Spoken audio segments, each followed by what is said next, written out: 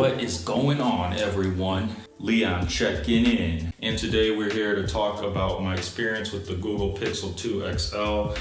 And I've been using this for some time now and I'm really loving it. And I just wanted to share my thoughts and give some information about the device for anyone who's interested in purchasing one.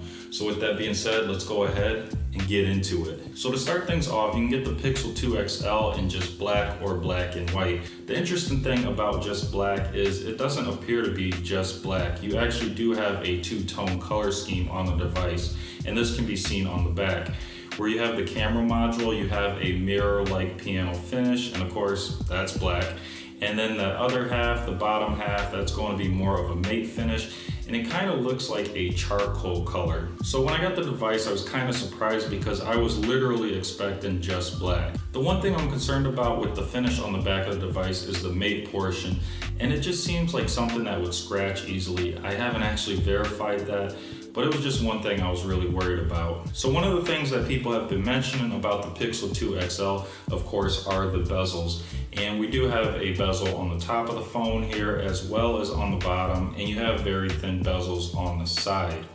Now, in this era where phones are coming with thinner and thinner bezels, this certainly does seem to have bigger ones, but it doesn't look outdated for me and I've gotten used to it. And because we have such a big screen here as well, it doesn't make it look outdated. The interesting thing about this phone that I wasn't expecting was, of course, we have some rounded edges here, but we also have some rounded edges on the front of the phone as well as on the back. And what we're talking about is when we go from the flat surface on all sides of the phone to the actual side of the phone, it actually rounds off. And I thought this was really nice. It gives it an updated feel, and it just looks more modern. Now there is a problem with this that I've noticed. As you can see, I've got a screen protector on the phone here, and it doesn't sit exactly flush, and that's because the front of the phone, it rounds off to the sides. So the screen protector doesn't fit exactly flush on the front of the phone. You can see where there is a gap along the edges. I would prefer to have more of a flush fit, and I'm sure it depends on the screen protector, but with curved sides, you get used to it and you kind of understand this is what you would expect. Now, as for using a case on the Pixel 2 XL, I have a Spigen case on here, and despite the curved edges, it actually works well on the phone. And the phone is actually recessed in the case itself, so I feel like it's going to be protected. Moving on with the design of the phone, we actually have what you call an active edge here that can be squeezed, and that is used to activate the Google Assistant. Now that squeeze can be adjusted in the settings. When I first got the phone, I did notice that I was activating the active edge by accident because it was too sensitive, and I just had to adjust it to a point where I was no longer activating it accidentally. Now the active edge actually works really nice when you're in some place where you don't want to activate the assistant by voice. The nice thing I'm glad to see on the Pixel 2 XL is that we have an IP67 rating, and what that means is the Pixel 2 XL is going to be water resistant in up to 3 feet of water for up to 30 minutes. So you still don't want to bring this in a pool with you or a pond or in the ocean, because again, it's only 3 feet. But it is nice to know that you can take this device out in the rain, and if it gets rained on, it's going to be fine. Or if you're going to use it in the shower and it gets a little wet, you're going to be okay. Moving on to the display of this device, it does feature Gorilla Glass 5. Now, of course, I haven't tried this and I don't plan on it, but what that means is that this device is designed to fall approximately shoulder height or about 5 feet and survive that fall about 80% of the time. Now, as for how things look on the display of this phone, I gotta say I love watching Netflix on here and I love playing a lot of Android games. One thing I didn't notice about the display of the phone until I just started using it more and more was that the display itself does have rounded edges. And this wasn't something that bothered me. Actually, once I noticed it, I just became used to it and it wasn't really anything bad at all. It was just different. Now, when the Pixel 2 XL first came out, there were complaints about blue light shift when tilting the device at an angle. And I could say I certainly noticed that, but it's not something I would have noticed if it were mentioned. And to be honest, I don't really view the device at an angle. I always view it straight on. so it's really not a big deal for me. So as with the screen ratio on the Pixel 2 XL, I do have to admit, when I first got the device, I did notice that it was kind of long and somewhat narrow, and it did bother me at first, but after using the device for some time, just like anything else, I did get used to it. Overall though, I really love the display. It's clean, it's crisp, things just look good on it. And then we have the speakers on the Pixel 2 XL. I came from a Nexus 6P, which had dual firing speakers, and I had to have that on my next device, and that's what the Pixel 2 XL has. Now, of course, you're gonna have a speaker on the top bezel there, as well as on the bottom bezel.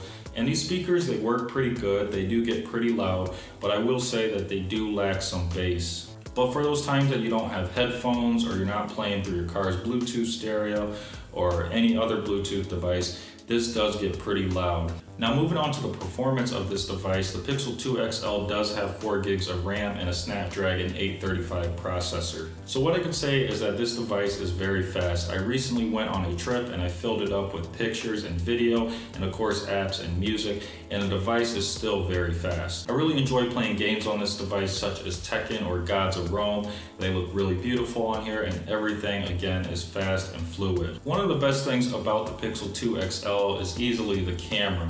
And that's because of the photo quality, the video quality, and all the different modes that are within the camera app itself. The different modes that we have here are going to be slow motion, panorama, photosphere, portrait, and AR stickers. My favorite modes to use in the camera are going to be portrait mode, photosphere mode, and AR sticker mode. The thing about portrait mode on the Pixel 2 XL that makes it awesome is that it's extremely easy to use and it produces amazing results. Once in portrait mode, all you have to do is tap on your subject and take the picture, and it focuses on that subject while blurring everything else out. Photosphere is my next favorite feature to use, and it's a little bit more intuitive than portrait mode.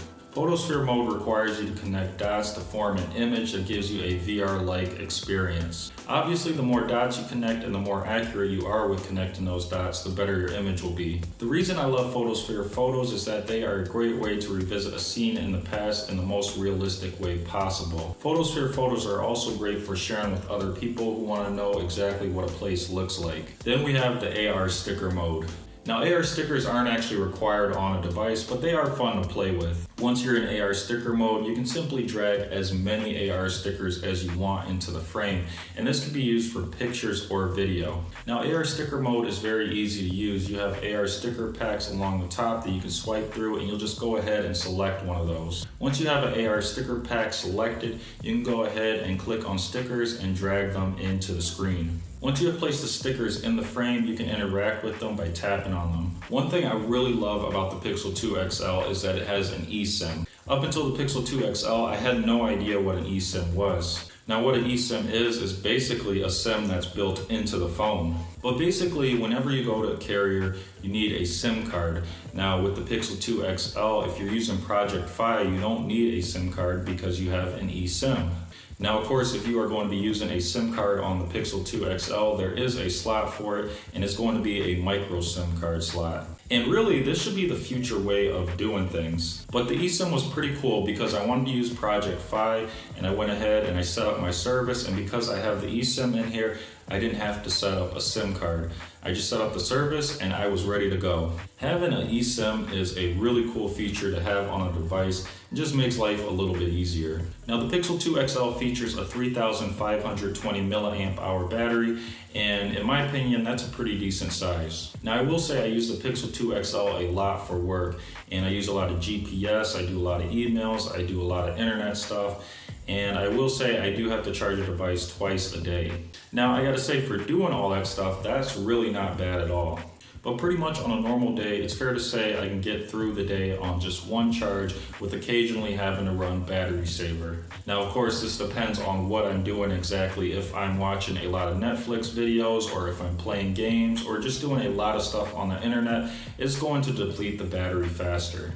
So the ultimate question, why buy this phone? Why buy the Pixel 2 XL? If you want to be fair, the Pixel 2 XL or any Pixel device is the equivalent of the iPhone for Apple. It's going to be the cleanest experience you can get for an Android phone. Not only this, but you're also one of the first to get the newest Android versions and security updates. And you're going to see support for 3 years. Because this is stock Android, the user interface is going to look really good. it's going to work really fast. And it seems like what we're going for with stock Android is more of a cleaner experience. So what it really comes down to in the end is that this is the Google phone and Google owns Android, so it's possibly one of the best devices you can get for Android. So that is pretty much it for the video today. If you enjoyed it and found it useful, make sure you leave a like. If you have any questions or comments, as always, drop those below. And if you can, hit that subscribe button so we can continue to put out more videos. And until next time, Leon checking out.